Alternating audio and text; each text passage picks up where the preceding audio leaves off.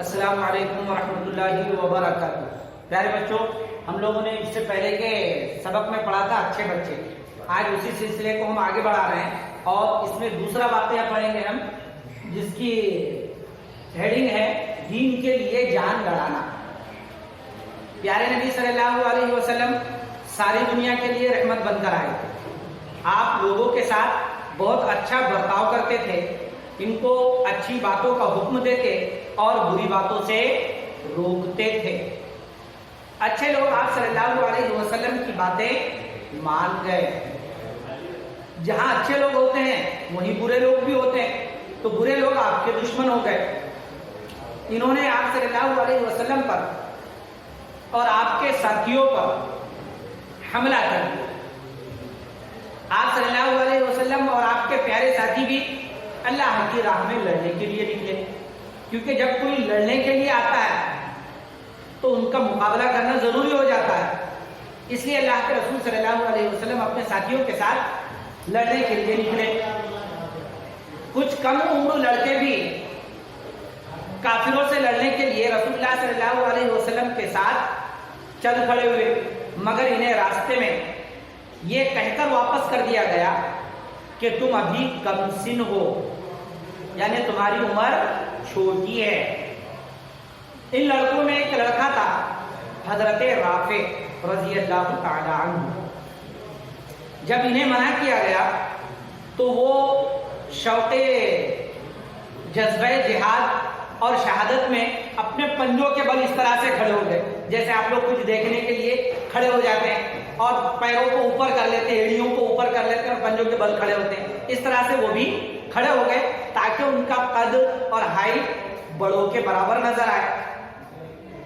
تو اللہ کے رسول صلی اللہ علیہ وسلم نے ان کا شوق دیکھ کر اسلامی فوج میں انہیں جنگ لڑنے کی اجازت دے دی۔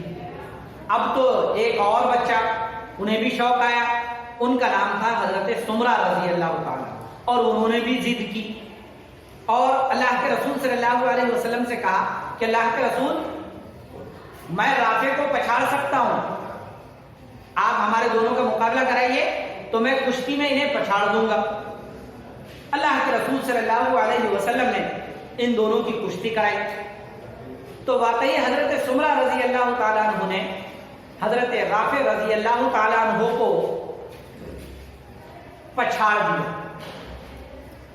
تو اللہ کے رسول صلی اللہ علیہ وسلم نے حضرت سمرہ رضی اللہ تعالیٰ عنہ کو بھی اس جنگ میں اپنے ساتھ لڑنے کے لیے شرکت کی اجازت دے دی۔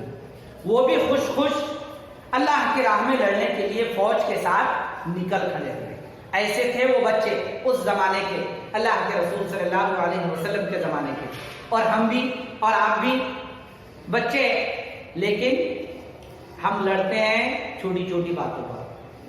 اسلام کے لیے اسلامی حکموں کو توڑا جاتا ہے تو اس وقت ہمیں غصہ نہیں آتا، ہمیں جوش نہیں آتا، حالانکہ ہمیں جوش اور غصہ اور لڑائی ہم نے صرف اس بنیاد پہ کرنا چاہیے کہ اللہ کا کوئی حکم توڑا نہ جائے، اللہ کے احکام کی نافرمانی نہ کی جائے۔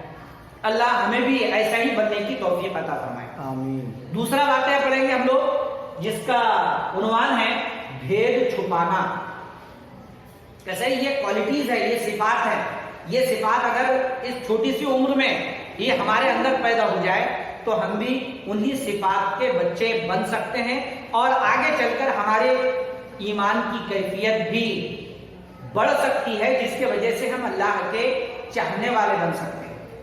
حضرت انس یہ اس وقت بچے تھے، یہ جس وقت کے واقعہ میں آپ کو سنا رہا ہوں یہ اس وقت ایک چھوٹے بچے تھے۔ یہ مشہور صحابی ہیں، آپ صلی اللہ علیہ وسلم سے انہیں بچپن ہی سے محبت تھی اور یہ بہت نیک بھی تھے۔ ایک دن کی بات ہے، وہ بچوں کے ساتھ کھیل رہے تھے۔ کون؟ حضرت انس رضی اللہ تعالیٰ۔ پیارے نبی صلی اللہ علیہ وسلم ادھر سے گزرے، بچے کھیل رہے تھے، جیسے آپ لوگ کھیلتے رہتے ہیں تو کوئی بڑا آ جاتا ہے یا آپ کو کوئی سر آ جاتے ہیں یا آپ کے ابو آ جاتے ہیں، تو ایسے اللہ کے رسول صلی اللہ علیہ وسلم بھی بچے جدھر کھیل رہے تھے تو اللہ کے رسول کا ادھر سے گزر ہوا تو اللہ کے رسول نے بچوں کو سلام کیا۔ کس نے سلام کیا؟ اللہ کے رسول نے کس کو؟ بچوں کو۔ حضرت انس رضی اللہ تعالیٰ عنہ کو بلایا، پیار کیا اور انہیں ایک کام سے کہیں بھیج دیا، انہیں ایک کام سے کہیں بھیج دیا۔ کام پورا ہونے میں دیر لگ گئی۔ گھر پہنچے تو ان کی امی نے پوچھا، انس تم اتنے دیر کہاں تھے؟ اگر آپ گھر سے کھیلنے کے لیے گئے اور باہر آپ کو دیر لگ گئی تو جب آپ گھر واپس آتے تو ممی پوچھتی ہے کہ نہیں بیٹا کہاں تھے؟ تو ایسے ہی حضرت انس رضی اللہ تعالیٰ عنہ کی امی نے ان سے پوچھا، بیٹے انس تم اتنی دیر کہاں تھے؟ حضرت انس رضی اللہ تعالیٰ عنہ بولے، امی جان پیارے نبی صلی اللہ علیہ وسلم نے مجھے ایک کام سے بھیجا تھا۔ ماں نے کہا وہ کیا کام تھا؟ حضرت انس رضی اللہ تعالیٰ عنہ بولے وہ ایک بھید ہے، وہ ایک راز ہے، اور راز کسی کو بتایا نہیں جاتا۔ تو ماں نے کہا بیٹا دیکھو راز کسی کو نہ بتانا۔ حضرت انس رضی اللہ تعالیٰ عنہ نے اپنے ماں کی یہ بات پکڑ لی، گرا باندھ لی اور زندگی بھر کسی کو نہیں بتایا۔ یعنی اس بات کو انہوں نے سمجھ لیا کہ ممی نے بول دیا کہ اب ہمیں یہ بات یہ راز ہے اور راز کسی کو نہیں بتایا جاتا۔ حضرت ثابت حضرت انس رضی اللہ تعالیٰ عنہ کے گہرے دوست، ایک دوسرے بچے ان کا نام ہے حضرت ثابت۔ آپ رضی اللہ تعالیٰ عنہ نے حضرت انس نے انہیں بھی نہیں بتایا۔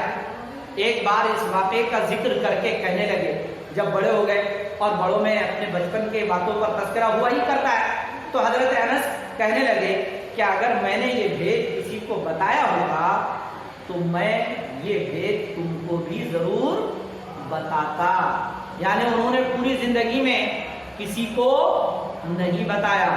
تو اس واقعے سے ہمیں کیا سبق ملا کہ اگر کوئی ہم کو کوئی اپنے راز کی بات بتائے، کوئی بھید کی بات بتائے تو ہم نے اسے اپنے سینے میں ہی محفوظ رکھنا چاہیے، کسی کو نہیں بتانا چاہیے۔ اور یاد رکھو بیٹا اللہ تعالیٰ جو ہے وہ ہمارے سینوں کے بھیدوں کو بھی جانتا ہے۔ اللہ تعالیٰ خود قرآن مجید میں کہتا ہے ان اللہ علیم بذات الصدور، بے شک اللہ سینوں کے بھیدوں کا بھی جاننے والا ہے۔ اس لیے ہم رازوں کے امین بنیں گے، رازوں کو چھپانے والے بنیں گے۔ اللہ آپ کو بھی اور مجھے بھی آپس میں ایک دوسرے کے بھیدوں کو چھپانے کی توفیق عطا فرمائے۔ اس کا فائدہ کیا معلوم ہے کہ اگر ہم دنیا میں کسی کے بھید کو چھپائیں گے تو ہم سب کو مرنا تو ہے ہی، مر کر اللہ کے پاس جانا ہے۔ اللہ کے پاس جائیں گے تو اللہ قیامت کے دن جب سب کے بھید کھولے گا تو ہمارے بھیدوں پر پردہ ڈال دے گا۔ کیا ڈال دے گا؟ پردہ۔ تو ہم سب چاہتے ہیں کہ ہماری برائیاں چھپے، تو ہمیں دوسروں کی برائیاں چھپانی پڑے گی، تب ہماری بھی برائیاں چھپے گی۔ اللہ مجھے بھی اور آپ کو بھی اس کی توفیق عطا فرمائے۔ والسلام علیکم۔